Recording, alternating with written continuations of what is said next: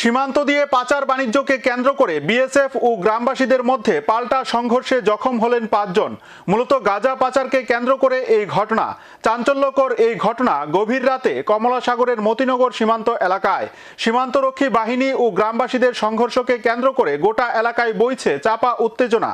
পাচার বাণিজ্যকে কেন্দ্র করে আবারও উত্তপ্ত হয়ে উঠল সীমান্ত এলাকা। এবার এই ঘটনা কমলাসাগর বিধানসভার কেন্দ্রের অন্তর্গত মতিনগর সীমান্তে। বিএসএফ ও গ্রামবাসীর মধ্যে হামলা পাল্টা হামলায় দুই পক্ষের ৫ জন আহত হলেন। ঘটনা মঙ্গলবার গভীর রাতে কমলাসাগরে মতিনগর সীমান্তে সংঘটিত এই ঘটনায় বিএসএফ এর ২ জন জওয়ান এবং গ্রামবাসীদের মধ্যে ৩ জন আহত হয়েছে। পাশাপাশি যে গাঁজা পাচারকে কেন্দ্র করে এই ঘটনা, অবশেষে বিএসএফ এই গাঁজাগুলি উদ্ধার করতে সক্ষম হয়েছে। তবে স্থানীয় সূত্রের খবর, গ্রামবাসীদের মধ্যে যারা আহত হয়েছেন তারা কেউ পাচার বাণিজ্যের সাথে যুক্ত নয়। গাঁজা পাচারকারীদের পাচার বাণিজ্যের সাথে যুক্তদের কুকর্মের ফল ভুগতে হয়েছে সাধারণ জনগণকে। আহতরা হলেন সাজেদা বেগম, ফিরোজা বেগম, রবিউল আওয়াল এবং বোর্ডের পরীক্ষার্থী আসিফউদ্দিন। এই ঘটনাকে কেন্দ্র করে গোটা সীমান্ত এলাকায় চাপা উত্তেজনা বিরাজ করছে।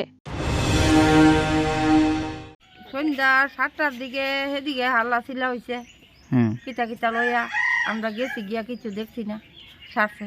আমরা তো যার বাড়িতে আই পড়ছি, আইয়া আমরা ঘর খাওয়া দাওয়া করে শুয়ে গেছি আর হোলা বাইরেছে পেঁচাপ করতো, বাইরে এদিকে তারা পেঁচাপ করতে বাইরেছে। ২ মিনিট হয়েছে, ওমা চিল্লা পাল্লা শুনতাছি, দৌড়াইয়া দিহি ফুলার এখানো হালাইয়া মারতাছে। এরপরে দৌড়াইয়া বাড়ির যাইয়া ফুলা 12 পরীক্ষা দিব, ফুলা বাড়িছে, ফুলারও ভিডন লাগাই দিছে পুলিশ ১০-১২ জন আইয়া। BSF BSF. ঘটনাটা কয়টার সময় রাত্রি? 11টার দিকে। 11:30টার সময় মনে করেন ছেলে পড়তে বসে, বাড়ির সামনে সুরসা শূন্য তো সবাই বাইরেইব, এরকম সময় দেখা গেছে হ্যাঁ কাকারে মারতেছে, হ্যাঁ গেছে, হ্যাঁ উপরে বাস আঘাত করানো শুরু করছে। এর মধ্যে আমার শাশুড়ি হয়ে গেছে, চাচি শাশুড়ি হয়ে গেছে, তার আরো মারানো শুরু করছে। মানে মোট কথা যে যাইতেছে তার উপরে হারা হামলা করতেছে। তারা কোন ক্যাম্পের বিএসএফ? তারা রায়মুরা ক্যাম্পে। এটা কোন জায়গা? এটা ফুলতুলি, মতিনগর।